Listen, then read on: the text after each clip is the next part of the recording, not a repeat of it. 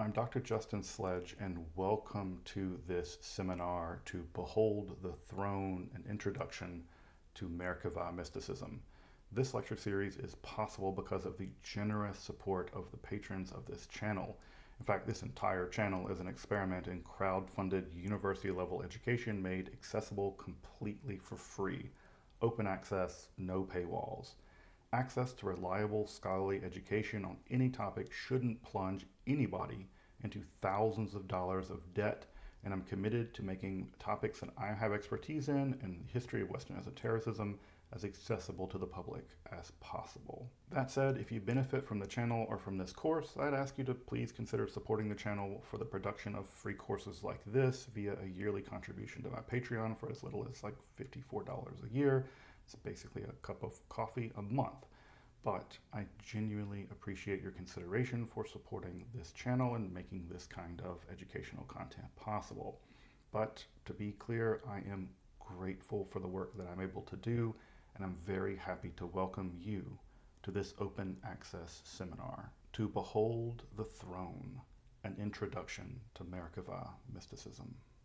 Welcome back to the ongoing second part here of our seminar on Merkavah Mysticism, where we're going to be somewhat slowly on-ramping into these quite difficult texts. And last time we did sort of a lay of the land to get a sense of what the Merkavah mysticism is and to what degree it is mysticism at all, which is a controversial topic and one that we'll be discussing at length, I think, as we go on. But one of the major questions I've gotten is that how to read this material, because in many ways it's extremely difficult. This material is very difficult. Reading some of the Merkavah mysticism, it just sort of plunges you into a very strange world, and it's quite difficult to really grasp what's going on. And one of the more difficult things to do is sort of know how to get oriented to the literature. And so in order to become oriented to the Merkavah literature in a general way, this is the recommendation of how I would proceed if I could start all the way over and begin to study this material from the very beginning. And so this is the order of reading that I would do. So I would begin with the Davila book, Descenders to the Throne. I'd read chapter 1 of that text and just read chapter 1. That's basically his introduction. And then I would switch over and read the first chapter, the introductory chapter of the Hekhalot literature and translation. All of these texts are on the course materials on the Google Drive. And then I would go and read the introduction to the Schaeffer text. So basically you're reading the introductions to all three of the major textbooks for this course. And then I would go and plunge in to the actual Hekhalot literature itself.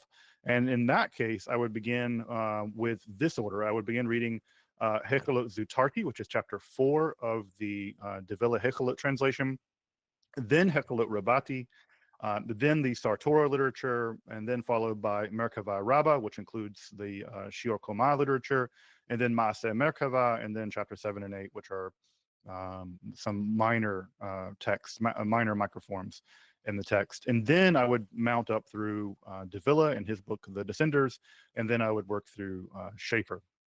So that's the order in which I would do it. I would get an orientation to Merkavah literature more generally.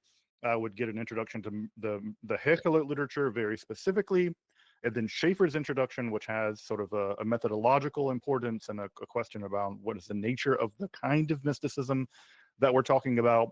And then I would plunge into the primary literature, beginning with Hekhalot Zutarti, and then work my way through Davila's Descenders book, where he compares Hekhalot literature to, the Hekhalot practitioners to global shamanism. And then I would work through the Schaeffer text, which really locates Hekhalot literature and Merkavah mysticism within the much broader outline of Israelite religion and Judaism, specifically Hebrew Bible and Dead Sea Scrolls and things like that. So that would be the order that I would do this. Also, I'll be making these slides available for folks to take a look at, and you can find a description in find a link in the description where you can find the slides, and specifically this slide on how to march through the material. But given our introduction last time about sort of the lay of the land of what Merkavah mysticism is, and then also sort of the methodological discussion about what kind of mysticism Merkavah mysticism is, we now need to begin the transition to introducing how Merkavah mysticism emerged out of the crucible that was Israelite religion and, of course, of Judaism. And to get at that, we need to take a look at the concept of theophany, God appearing, because this is going to be the matrix into which uh, basically all Jewish mysticism is going to emerge, is in some sense how God appears, how the divine appears to the mystic. And as I mentioned last time, this takes a particular form in Jewish mysticism and what I have been referred to as paradoxical theophany, which is to say, unlike in some texts where God appears as God is, in for instance, Christianity, God appears in the form of Jesus. In fact, Jesus is God. The form of Israelite theophany always takes on a paradoxical character, which is to say that God's appearance is always also is a concealment, and there's never a pure appearance and neither a pure concealment. There's always a dialectic. There's always a tension between these two types of appearings, divine appearing. And this seems to also strike a balance between wanting to maintain a theological category, which is to say the theological category divine transcendence. Israelites want to maintain a sense that God is radically transcendent, but also you have a problem if God is so radically transcendent. How do you have a covenant with that deity?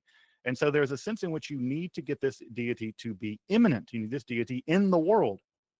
And this contradiction between divine transcendence, divine sovereignty, and divine immanence relationship with Israel produces a kind of theological tension, and it results, I would suggest, in the paradoxical theophany. And the most important forms of those theophanies, as we'll see, will be the theophanies to Moses, to Elijah, to Isaiah, and most importantly and most germane to our case here, the theophany to Ezekiel, which will become the seed that all of Merkavah mysticism will ultimately grow out of. So, and we'll spend a lot of time today working through these theophanies. So, of course, the most important theophany is the Moses theophany. So this is a place where Yahweh appears to Moses and ultimately reveals the law to Moses and the mechanisms by which the Israelites can interact with Yahweh, specifically through the keeping of the covenant, the Torah. But one of the more interesting things to note about this is that the Moses cycle, while it takes place earlier, of course, in the Torah, I believe, and other scholars believe, that the Moses theological cycle and the Moses theophany is actually based on the Elijah cycle. So while Moses happens earlier in the Israelite history or myth history than Elijah, literarily it may be the case, and I would suggest it is the case, that a lot of what we're seeing in the Moses cycle is actually taken from the Elijah cycle. So Elijah is actually the sort of the theological and historical character for which a lot of the stuff from Moses is going to be based. Now, one of the elements that we have, the first theophany, of course, most famously is in the burning bush. This is after Moses goes into the land of Midian after he's beaten an Egyptian taskmaster to death. And the first and most famous revelation, of course, is the revelation in the burning bush. And this is a classic example, again, of paradoxical theophany, because the text tells us that inside of the burning bush, there is a malach Yahweh. There is an angel of Yahweh. And this angel is either Yahweh or some kind of messenger for Yahweh. And it's not clear exactly where this entity begins and ends. And so in this case, with the burning bush, we have a doubly paradoxical theophany, because it's not even clear that it is in fact Yahweh, and it doesn't appear as a deity. It appears as a burning bush, a bush that is burned and not consumed. And this ambiguity is captured in the name that is revealed to Moses by this deity. When Moses asks, "Who is the name of the God that I am sending?" Famously, Yahweh answers, I am that I am, or I will be that I will be, Ehya Asher Ehya. If you've ever wondered why you get this sort of I am or I will translation, is because it's in the first person imperfect in Hebrew. And the first person imperfect can have a sense of incompleted action, and that's often used for the future tense in Hebrew. But really, you could translate it as I am becoming what I am becoming, actually, I think, to capture the dynamism of the first person imperfect in the text. Later, of course, the theophany that occurs when Moses is taking the Israelites into the desert, to the theophany at Mount Sinai or Mount Horeb. The text can't quite agree about what the mountain is, but the theophany there is interesting because, again, God is appearing, Yahweh is appearing, but always hidden, right? In the Arathel, in the deep darkness, always hidden in a smoke or a cloud, or behind lightning. And so we, in a sense, again, Yahweh is appearing and yet hiding within the smoke or the cloud or the deep darkness, the Arathel. And we're told that when Moses requests to see God, Yahweh says, "Look, you can't see my face and live, but I'll let you see my back." Right? I'll let you see the back. And this produces, again, a kind of weird paradox in the text, because on the one hand, it's very clear in Exodus that you cannot see Yahweh panim panim, face to face. You can't see Yahweh face to face, and yet, right, we have constant references to seeing God face to face. For instance, at Deuteronomy 34:10, we have the priestly benediction, "May Yahweh's face shine upon you." We have Jacob at Genesis 32 seeing Yahweh face to face. A number of the pilgrimage psalms directly engage the language of seeing God's face to face, having Yahweh's glory shine down on you, the face of Yahweh shining upon you. In fact, there's a good argument to be made that the goal of the pilgrimage festivals was to have the kind of face-to-face encounter with Yahweh. So the point I want to drive home here is that already in the literary layer of the Moses theophany, we have this theophany as concealment element. So on the one hand, we're not allowed to see God face to face. On the other hand, the text often says people see Yahweh face to face. The text can't make up its mind. And it's not a question of contradiction. I think that's not what's happening. It's a question of theological precision or theological emphasis. That in the one hand, if you want to emphasize the theology of covenant or the theology of pilgrimage, you're going to get a lot of the face-to-face language. If you want to preserve God's transcendence or God's sovereignty, then you have a lot of the language where the face-to-face encounter is not possible. In fact, it may even kill you. And we're going to see all of those elements in the Hekhalot literature, where on the one hand, they're going to go into the throne room, they're going to behold the throne, they're going to see something, but even the act of gazing on the throne can kill you, right? If you look incorrectly, if you look in a wrong way, if you're not properly prepared, the gaze can kill you. And so there's a sense in which looking on the throne can kill you, and yet you are compelled to look, right? It's like a car accident, right? You have to look, but what you see might deeply disturb you and trouble you in some kind of way. And certainly this is the case when we get in the Hekhalot literature more generally. Next, of course, the next major theophany that we should talk about is the Elijah cycle. And as I mentioned, I believe, and other scholars believe as well, that the Elijah cycle is actually earlier in some ways to the Moses cycle, in that the Elijah cycle, in a literary way, is influencing the Moses cycle. That is to say, Moses is being based on the historical person of Elijah. And again, if you take a look at the Elijah story, you have a retreat into a wilderness. You have an incubation revelation that occurs at a bush for both Moses and Elijah. There's a theophany in the form of the Malach Yahweh, the angel of Yahweh, sometimes translated often in English as the angel of the Lord. There is a mountain or cave theophany. There's a 40-day cycle at Mount Horeb. So in a lot of ways, what we get in this is we have these cycles like the Elijah cycle, like the Moses cycle, where they're mirroring each other. And I think that, like I said, the Moses cycle is influenced here by the Elijah cycle. But you'll notice that in the Elijah cycle, what we get is Elijah wishes to see Yahweh. He's like, "Look, I'm the only prophet left, and I want to see you. I want to see this God that I'm worshiping." And God says, "If you go into this cliff, I'll reveal myself." And Elijah's hiding in this cliff, and we have a manifestation of Yahweh in the wind, but it tells us that Yahweh is not in the wind, and then a manifestation in an earthquake, and Yahweh is not in the earthquake, then a manifestation in fire. Yahweh is, of course, said not to be in the fire.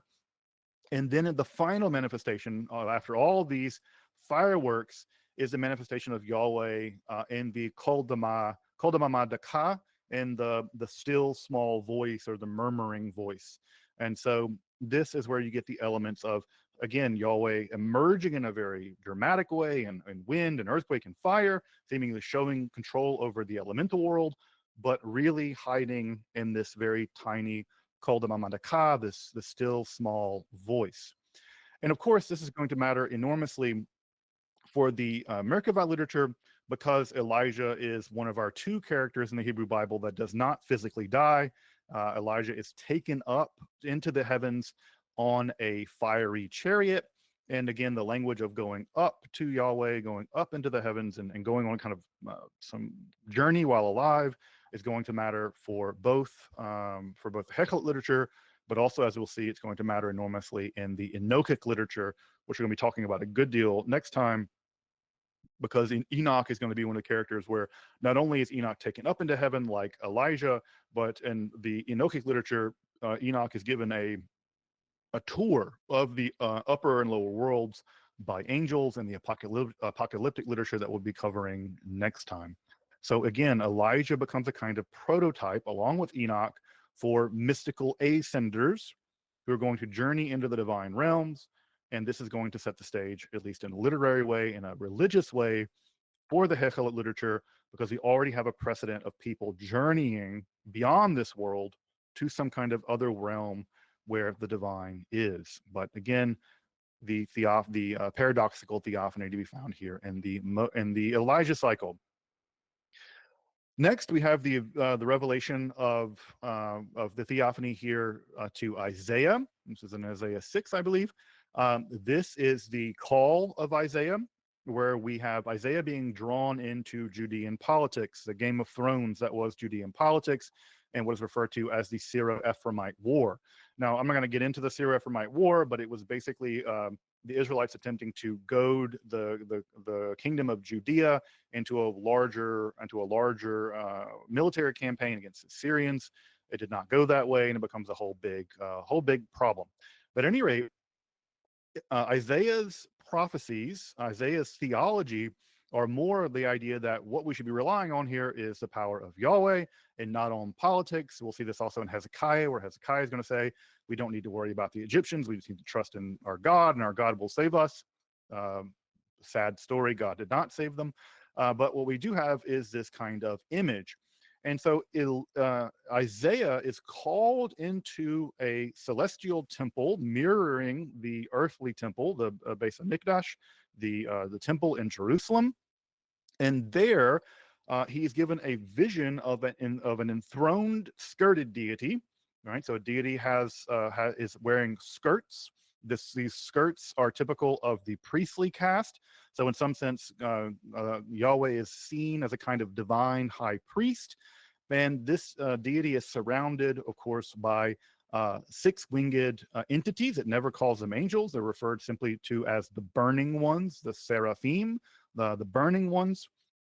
And these and inside of this temple, this Hechal, this palace, it's perpetually filling with smoke, probably incense smoke. And so what we see is a celestial high priest enthroned, surrounded by a retinue of burning deities, of which they have six wings, two of which to cover their feet, which are maybe their genitals. Feet are often thought of as genitals in the Hebrew Bible. Two to cover their face, and two to fly with. So they're six-winged, not two-winged, and they're said to rotate around the throne or be near the throne as a kind of military choir, basically. So what we have is Isaiah being taken up in a vision of some type into a heavenly temple. Now, this is a sort of interesting theological problem or liturgical problem, ritual problem. The question is Isaiah a Kohen, right? Is Isaiah himself a priest? And the worry with that is that if Isaiah is not a Kohen, which I don't believe that he was, and I've been researching this, and I don't think Isaiah is ever thought of as a Kohen.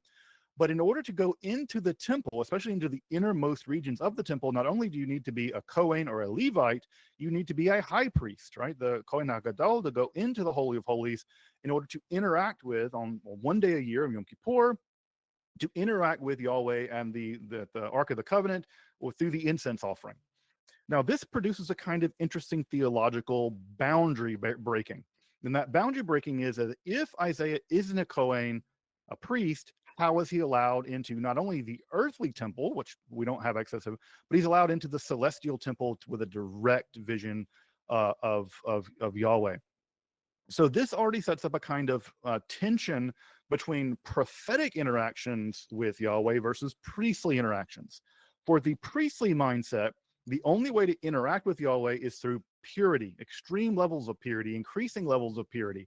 You have to be born into the right family. You have to undergo the right kind of immersions. You have to undergo the right kind of purifications via the ashes of the red heifer. You have to be elected into the high priesthood or born into it, and only then can you have interactions directly with Yahweh. This is very unlike a priestly interaction with Yahweh, where it seems like you can get directly called into the house of the holy and be able to interact directly with Yahweh in the celestial temple. This is an interesting dilemma, or an interesting hack, one might say, because this allows for at least some kind of theological justification where you could not be a member of the priestly families, the priestly lineages, and yet still get access to the world of the Hekhalot. And one of the things we're going to see in the Hekhalot literature as we get into it soon is there's going to be a debate internal to the literature about who can do this, who's allowed, what kind of purifications. And there's even a statement where it talks about Rabbi Ishmael is actually more capable, more likely to get into the Hekhalot and survive. In fact, part of the reason why he's not killed is because he comes from a priestly lineage. And so already in Isaiah, we have this tension, right? On the one hand, there's priestly structures that seem to disallow many kinds of people from going into the temple. And yet we have a prophetic tradition where non-priests can not only access the temple, but access it directly, right? Directly in a vision, or in a chazon, in a kind of vision, in a seeing. So hold that tension, right? Hold this priestly versus prophetic. And clearly we're going to see, right, something similar happening in the Hekhalot literature, where we're going to have rabbinical versus Hekhalot. And one of the arguments made is that the rabbis do not like the Hekhalot literature because it seems to bypass the one thing that gives them authority. That is to say, they've done all this studying and all this learning, and that gives them the authority to talk about how to properly interact with Yahweh. The Hekhalot people, the Hekhalot descendants are going to be like, we don't care about that. In fact, we're going to bypass that structure entirely, basically use a form of magic to get direct access to Yahweh, and just download that information directly from an angel. We don't need to jump through all your hoops. So this is, again, a parallel to this prophetic versus priestly interaction stuff that we see all the way back here in the 8th century BCE. 8th century BCE, these dynamics are being set up.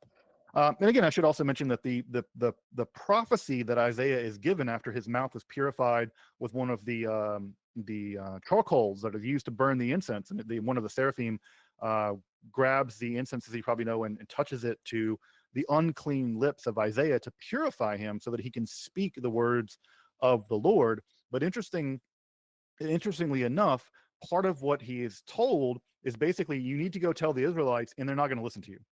Right? You need to tell them that they're not listening. And not only are you going to have to tell them all this stuff, it's not going to work. So it's a kind of interesting prophetic, paradoxical kind of idea that you're going to have to speak prophecy, but the prophecy will not be heard. It cannot be heard, for instance, by the Israelites. It's a bad job being a prophet. No one likes you and no one listens to you, and almost always you get yourself killed. It's a pretty tough job to be a prophet. But mostly what we see is Isaiah pushing forward his Yahweh alone political theology, which, of course, if you're a politician, you're not going to listen to that. You're going to be hedging your bets in every direction. And that is certainly what the Judeans and Israelites did, and it still didn't work. It still did not work. So an important element in the Theophany here, well worth reading if you have the chance to read the Theophany in Isaiah 6. But the true foundation of the Hekhalot literature, as we are all coming to study it, is to be found in the Ezekiel revelation. Ezekiel revelation found in and the prophet Ezekiel. So this is several hundred years after Isaiah. Here we have Ezekiel is a priest and a prophet, so he's both. So he's kind of the double whammy of superpowers in the Israelite mythology. He has the ability to be both a priest and a prophet. He was probably a real person. I'm sure that he was. He was sent into the first exile. The first time the the Israelites are exiled to Babylon, there are two deportations that occur. Ezekiel's brought out in the first deportation. He's brought to a DP camp and what becomes a settlement or refugee camp, basically, at a place called Tel Aviv in Babylon, and that becomes where he is stationed with a lot of the Israelites who go into exile there. And in fact, we have a good bit of cuneiform tablets that have survived from some of the exiles that were living in Babylon. But Ezekiel is in Babylon, and in 597, he is by the Chebar Canal, and he is given a vision of Yahweh. Now, what I want to do is very carefully work through this vision, because almost every single element down to the word of this vision is going to inform Hekhalot literature more generally. You can basically think of Hekhalot literature as one giant phenomenological praxis which explodes the Ezekiel Theophany. Explodes the Ezekiel Theophany. So in 597, after he is sent into exile, we're even given a direct date about when this vision happens. In many ways, this becomes the core trope of the Maaseh Merkavah. And this is where the rabbis and the Merkavah mystics are going to have beef. Because for the rabbis, even expounding upon this vision, the Merkavah vision of Ezekiel, in public is generally forbidden, right? So we'll get through those debates when we get to the rabbinical period soon. Whereas for the Merkavah mystics, you should not only be expounding upon it, you should be trying to induce a vision just like Isaiah had. So very, very, very polar opposite views in some ways. Now, again, that's assuming that the Merkavah mystics were not the rabbis, which I am not convinced of. I tend to believe that they're actually part of the same group. So a couple of things that are happening that are important here. The first thing is that the vision occurs near water. I think the fact that the vision occurs near one of these canals, the canals that connect the Tigris and Euphrates, I think that because the vision is happening in a foreign country, right? So that is incredibly important here. Gods at this time were highly parochial. You're God, you were a god over a certain area. You had jurisdiction over a certain area, over a certain nation. And you didn't really have power outside of that nation. So if you were, the god Chemosh, you had power only in one area. You didn't have power in Israelite territory. The Israelite God did not have power in other territories. They were incredibly parochial. And when the text refers to the temple as the Beit Yahweh, the house of Yahweh, that means that this is where the God lived. And the God might have manifestations in other places, but those were all, it was incredibly parochial theologically. Ezekiel dispenses with that. What we have is God appearing in a foreign land. And not just God appearing, Yahweh appearing in a foreign land, but the idea now is that Yahweh is not just the God of Israel or Judea. Yahweh is the God of the cosmos. And we're going to see some of these elements emerging. And you see those elements emerging in Deutero-Isaiah as well. Probably a contemporary to Ezekiel. And really, I would believe this is the core origins of monotheism, is the development of the post-covenantal theology inexorably leads, I believe, to the rejection of henotheism, which is the previous mode of Israelite religion, to monotheism, the idea that Yahweh is not only God, but the only God. So the first element here is that we are no longer in the world of Isaiah. In the world of Isaiah, it's temple parochial Israelite religion. Here, God is in a temple, but God is now no longer the God of that temple. The temple is now in the celestial world, and therefore God rules over, Yahweh rules over the entire world. That's incredibly important because, on the one hand, the temple in Jerusalem is still there when Isaiah is having this vision. I don't know if folks realize this, but the temple's not going to be destroyed until 586. Ezekiel is having this vision while the temple still exists in Jerusalem. But the fact that God is appearing in a celestial temple in exile in Babylon is core to the idea that no longer is Yahweh bound to one land. Rather, God can appear anywhere, Yahweh can appear anywhere, and this vision is proof of that. Secondly, what's interesting is that the heavens are said to be split open. This phrase never occurs anywhere else in the Hebrew Bible. God descends in the Hebrew Bible in the Garden of Eden, onto the mountain at Sinai, but never does God split the heavens open. And so, in some sense, the heavens are split open, and Ezekiel is directly looking at the drama going on, and it's quite a bit of drama directly going on in the heavens.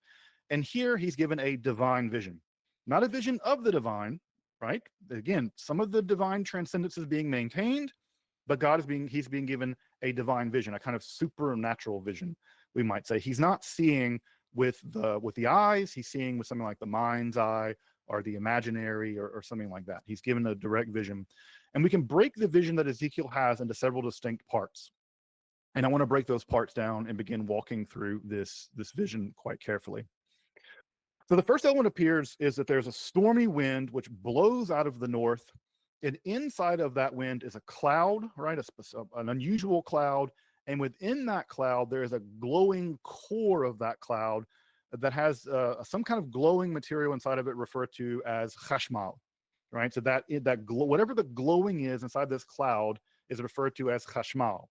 We don't know what chashmal was. Now, I know that for my modern speakers of Hebrew, you're going to say, chashmal is the modern Hebrew word for electricity, and it's a very clever thing, but we don't know what the chashmal was. In fact, there's even rabbinical anxiety around contemplating what the chashmal is, because the idea is that if you think about it too hard, it can manifest. And there's a story in the Gemara where a child is actually reading it, and because the child is so innocent and reads the word chashmal, he's immediately incinerated. And so there's a lot of rabbinical anxiety around thinking or even saying this term chashmal, but that's what's sort of inside the fire. But then, for reasons, again, in a way that isn't quite clear how it works, the fire, the chashmal, takes the form of 4 straight-legged, winged creatures that Ezekiel refers to as chayot. Really, this literally means living things, creatures. Usually, the word chayot in the biblical Hebrew tends to refer to quadrupeds. But of these 4 winged creatures with straight legs, right? Their legs never bend. That's why it's customary to this day in Judaism to pray actually with feet together, so that you're praying as if you were one of these chayot. But they have human bodies and hands, but they have the faces of a human being, a lion, a bull, and an eagle. And of course, this language of the heaven splitting open and the images of the human being, the lion, the bull, and the eagle are going to have huge ramifications, not only, of course, in Hekhalot literature, but of course also in Christianity as well, where you'll see the gospel writers associated with these entities, and famously indicated. So one of them has the face of a human, one has the face of a lion, bull, and eagle. So 4 of the chayot. There are 4 of these chayot, and individually a chaya. So 2 of their wings cover their bodies, and 2 of their wings spread out, right? So they have 4 wings, and they touch the other chayot, right? They touch the other chayot, and they move sort of in the direction of their faces. So they always move front facing in unity. They never move backwards. And among them is another fire, right? Is another fire. And this other fire, sort of in the midst of the chayot, takes the form of a flashing fire, maybe a kind of lightning. So in the midst of the chayot is a kind of flashing fire, right? So we have the chayot, the 4 chayot, moving, right, in the direction of their face, but in the midst is a kind of flashing fire, which is not quite clear what the flashing fire is. I don't think it refers to it as the chashmal. And this seems to all be happening in the chashmal, or these entities emerge out of this chashmal. And again, there's debate about what the chashmal is. Some people say it's electrum, but it's not quite clear from the text what it is. Now, the chayot, as a four-legged animal in the Hebrew Bible, a quadruped, the closest thing that we can get trying to think through what Ezekiel has in mind here are something like the cheruvim, which you probably know as the cherubim, the cheruvim. And we know of these cheruvim from lots of depictions in the ancient Near East. Here's a famous depiction from Megiddo from centuries before the Ezekiel narrative. I think it's 11th century BCE.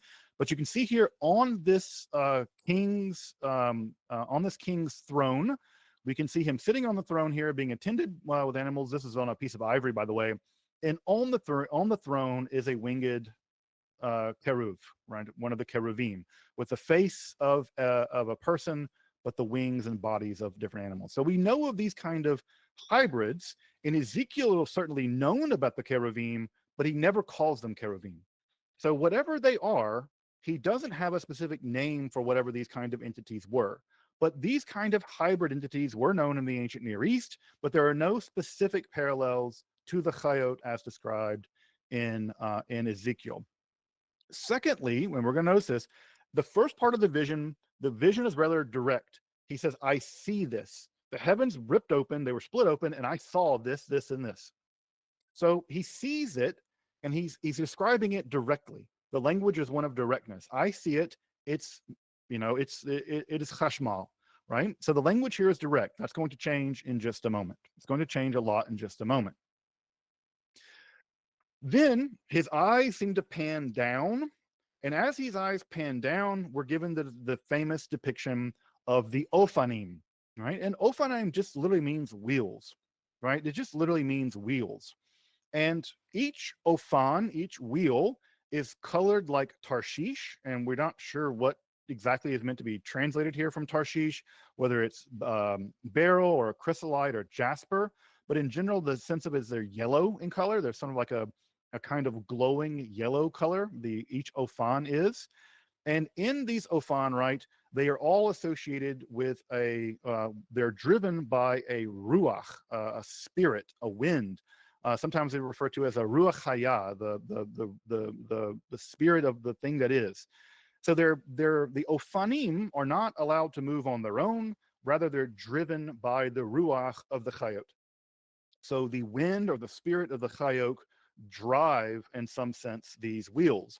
And as you probably know, right, the wheels have wheels inside one another, and the wheels have eyes all about them.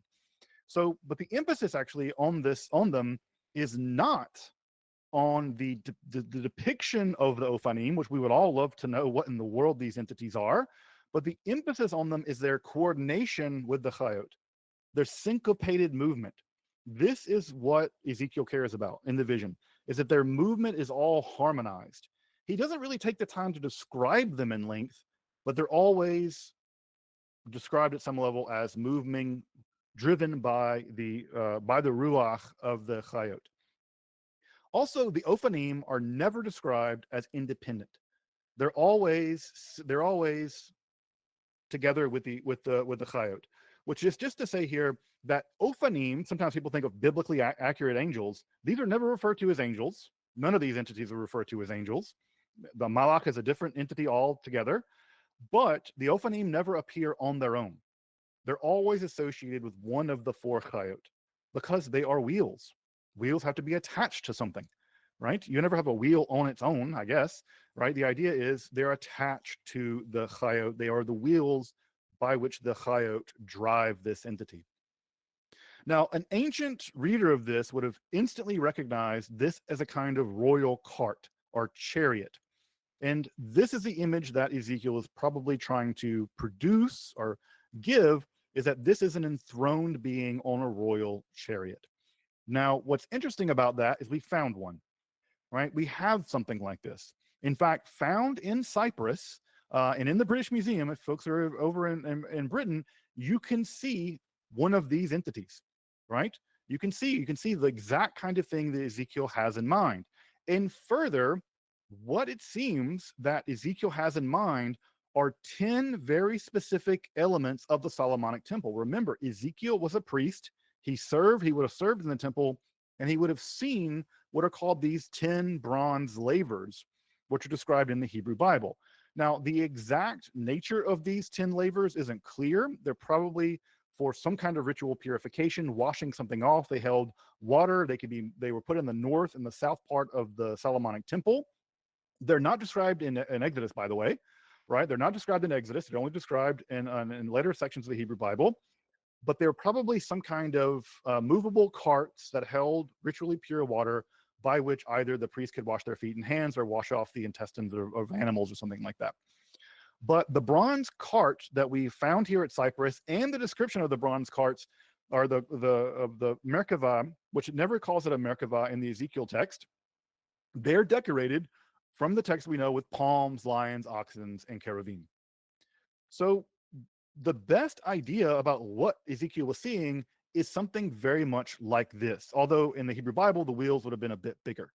The wheels would have been a bit bigger than this. In fact, about twice this size. So the wheels are much, much bigger. And uniquely in the Hebrew Bible, where the wheels are described, the ophanim are described for the 10 lavers, and if you can read some Hebrew here, right, they are described as they have the being of the ophanim is like the being of a chariot, right? That the wheels of the lavers is like the wheels of a chariot. They're connected by hands. In fact, the Hebrew Bible calls the axle where the wheels connect to the chart as a hand, right? As a hand, and it sort of grabs onto this device. So what I'm saying here is that Ezekiel is describing an entity very much like this. And what's weird to me is that this picture is never shown. Very rarely will we see this picture. In fact, it has cherubim on it. It has cherubim on it, and the temple in Jerusalem probably had based their lavers on devices like this that were available in the ancient Near East world. But what happens now is that the camera pans up. So we were the chayot and the ophanim, and now we pan up above the chayot, and what we see is an expanse, a rakia, right? This is probably the dome of heavens. We see the rakia. And the rakia is described as dreadful ice, right? The ice is stored up, is sort of framing the rakia. This element will also survive in the Merkavah literature. There'll be storehouses in the world of the Merkavah where there'll be hail and ice and stuff stored up. And this, when he looks up, what he sees is a demut. He sees a shape, right? It is a shape like a man. Notice the language here is now beginning to become indefinite, become circumspect, and becoming rather unclear. And also now in the vision now becomes an audio visual effect, right? We now have a audio character of what he hears, and what he hears are the beating of the wings of the chayot. And this produces a terrible racket. He describes it like the sound of mighty waters, the sound of Shaddai, right? Which is interesting. The Shaddai is a quite archaic name for the divine. It probably comes from Shaddad, the Akkadian word for a mountain. And he describes like the tumult of an army. That's important because often Adonai, Yahweh, is described as Yahweh Tsevaot, the Yahweh of the army, right? Tsevaot means army, it means the soldiers. It gets translated as hosts in English, but I think really it should be translated as Lord of the army, Tsevaot. And so you get the sense of this divine world is filled with angelic soldiers of some kind. It has a martial character to it. This again is going to matter because when we get to the Hekhalot literature, angels inevitably will be described as military-like.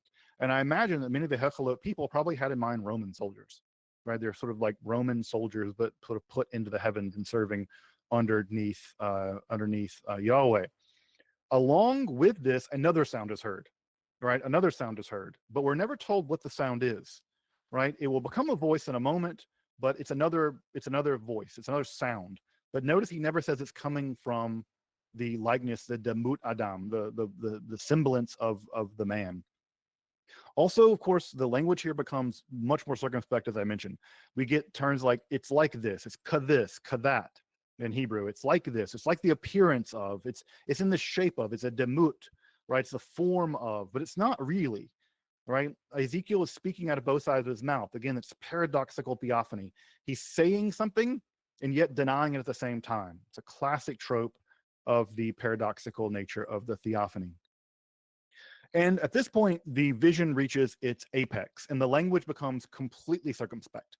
If you read it in Hebrew, everything is a semblance, a like, an appearance, a shape, but everything is meant to be sort of, it's like he's looking through his hands like a child watching a scary movie. He says it's like this, but you can't say it's this. And what appears to him is a vast throne made of sapphire, right? This throne made of sapphire is important because in Exodus 24:10, Yahweh is described as having a brick made of sapphire upon which the deity stands. And this figure appears like an Adam, like a man, a human being, but it also appears like chashmal and fire from the loins up. So we have some division of the deity or the being from the loins up to the loins down. And from the loins up, it's fire, right, and chashmal. And from the loins down, it's fire and radiance, nogah, like a rainbow, which again would bring to mind the idea of the flood and those elements from the Genesis story. Notice again that we have the idea of the separation of upper and lower from the loins up and down. Again, we're getting priestly imagery, perhaps, of this deity wearing a kind of priestly garb. Therefore, Yahweh is a kind of celestial priest king. And we get this fantastic vision of the chashmal and the fire and the nogah, the radiance down below, and the rainbow. And this is all referred to as the kavod Yahweh. Now, again, all doubly paradoxical theophany, because it's both told that it's like this and like that, has the appearance of this, and it looks like this, but also we're not actually even told that it is in fact Yahweh. We're told it's the kavod Yahweh. It's the glory of Yahweh. So we're not even seeing, Ezekiel's not even seeing, the reader is not seeing Yahweh, but the kavod Yahweh, and always the language of even the kavod of Yahweh is circumspect. So this is, in fact, I think Schaeffer refers to it as I can't remember the exact word he uses, but it becomes, dreadfully circumspect. It becomes like intolerable, I think is the word he uses, because we're being told something, we're being given a vision, we're sharing in the vision of Ezekiel, and yet we're being denied because we're not even seeing Yahweh. We're seeing the kavod Yahweh, the glory of Yahweh, and it's all this incredibly circumspect language. And again, using technical language like chashmal, which is mysterious to us.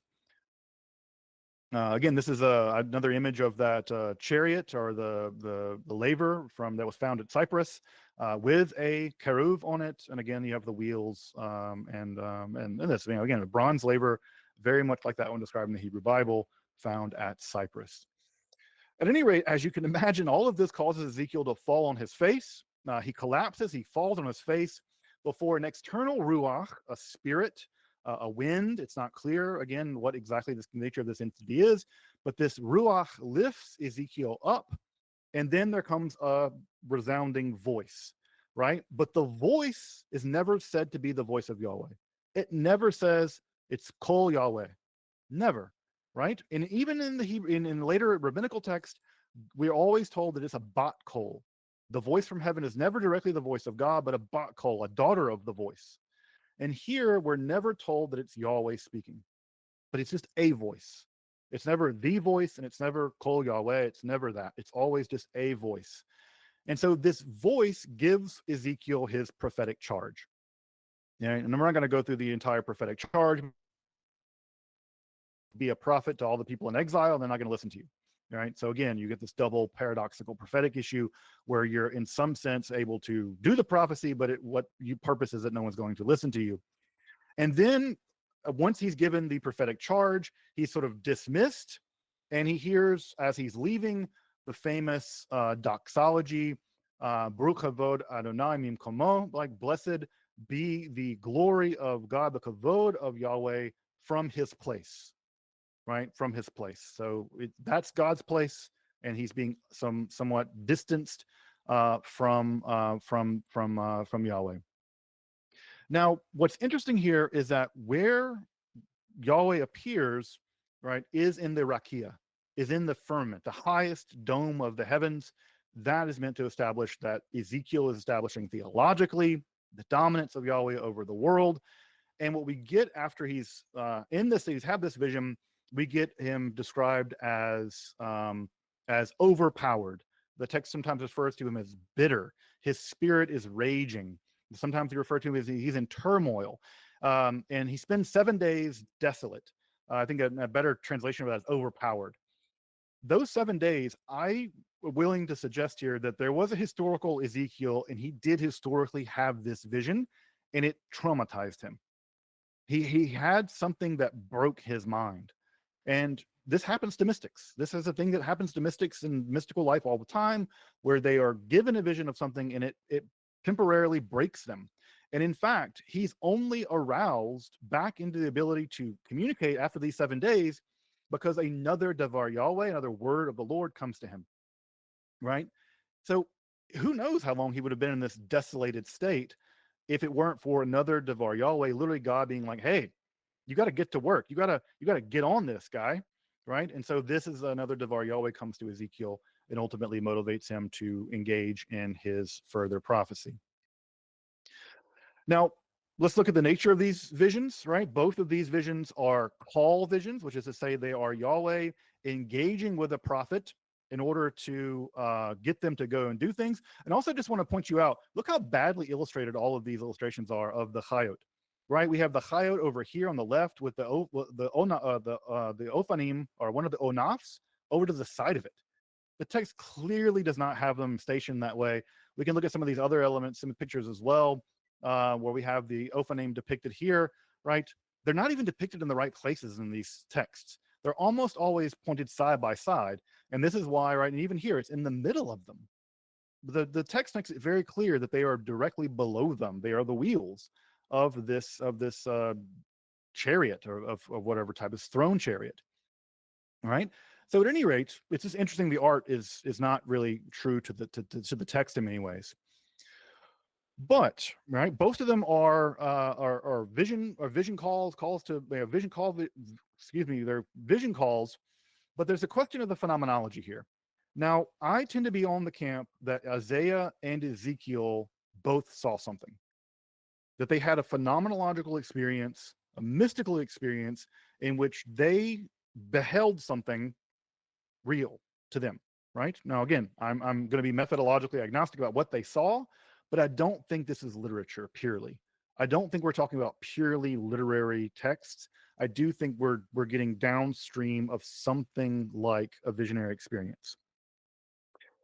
But, right, what Ezekiel does see and hear, for that matter, is access to the celestial throne room, access to the domain of Yahweh. And the fact that he appears in a foreign country is a theological statement. Yahweh is no longer just the God of Judea. Yahweh is the God of all of these. And we even see this developing in the kind of temple theology that develops in the Ezekiel text. Because as we know, the temple would eventually be destroyed in 586. But we have the idea of Yahweh himself, Yahweh becoming a mikdash ma'at, right? In Ezekiel, a mikdash ma'at, a little temple, right? A small temple that Yahweh becomes the temple. And also, of course, if you know Ezekiel, you'll know that the entire last 8 chapters of Ezekiel is concerned with the construction of a third temple, right? A construction of a new temple. So this always abounds in the temple theology of the text of Ezekiel, but it's bound up in this vision given to Ezekiel. And again, I'll drive this point home. We have this paradoxical theophany, right? The circumspect language of Ezekiel, along with the vision of the kavod Yahweh. Now, as we wrap for today, right, we're going to see some big shifts beginning to happen, right? The big shift that we're already seeing, right, is a shift away from henotheism to monotheism, or at least proto-monotheism, or whatever you want to call it. I think Ezekiel and Deutero-Isaiah represent that shift. Yahweh is no longer just Yahweh in the temple in Jerusalem. Rather, Yahweh is in the temple in the celestial sphere above the Rakia, or in the Rakia, and therefore God of the entire world, therefore demoting all other beings to something less than that, and in fact indicating that other gods, in fact, are not gods. This is also a transition away from Judean temple parochialism to cosmic sovereignty on the part of Yahweh, as we've seen, I think, in Ezekiel. There's a transition as well here in Judaism away from Deuteronomistic theology, right? That is to say, away from this purely covenantal theology where if we follow the rules, you'll give us protection and land, right? So the protection racket that is Israelite theology, to an apocalyptic theology. This is the innovation of the apocalyptic. And the innovation of the apocalyptic, which we'll be talking about a lot more next time, is going to give us a new hero. And that hero is going to be Enoch. Enoch is going to be the prototypical apocalyptic hero because Enoch was physically taken by God. And then what we'll have is Enoch is going to be given visions of the world. And now, again, one of the things I'll point out about the vision of Ezekiel before I forget is that, remember, in Ezekiel here, he's seeing the sky split open, but he's not traveling to the rakia, right? He sees it at a distance. He sees it in the sky, but he's not traveling. He's not going to the celestial throne room. He sees it. He's like looking up, and he sees the Ophanim and the Chayot and all that. He's looking up, right? There's no sense in which he gets to go there, unlike in Isaiah, where Isaiah kind of goes there. What's going to happen with Enoch is that Enoch is going to go there. And with Isaiah and Enoch both going there, and then Enoch going there before there is a priesthood, right? Remember, Enoch exists in the antediluvian times before the flood, and there's before the Israelites even get the law. If Enoch can do it before there even is a law, and if the prophet Isaiah can go into the throne room or see these celestial areas, that opens the door for us, regular old hoi polloi Israelites, to be able to make that journey too. And Enoch becomes the kind of middle point, right? The kind of tie between the ancient prophets of the Hebrew Bible and the Hekhalot ascenders and descenders. He becomes the apocalyptic link. And so in order to understand the transition from prophetic journeys and visions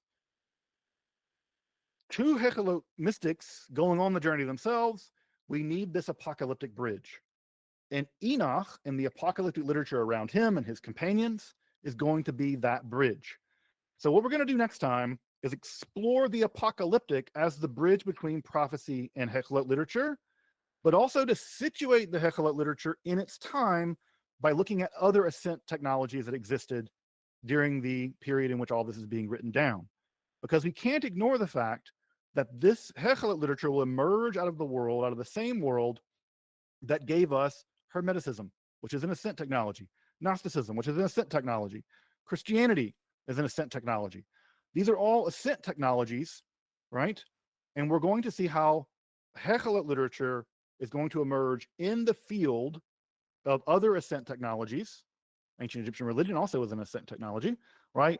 But also in particularly Jewish way via the apocalyptic. So we're going to take a look at the apocalyptic next time. We're going to take a look at the other ascent technologies, and that's going to lay the foundation, right, for the world in which the Hekhalot mystics will be able to do their thing. So, with all thanks, we will come next time to the world of the apocalyptic, with Enoch being our guide. Thank you.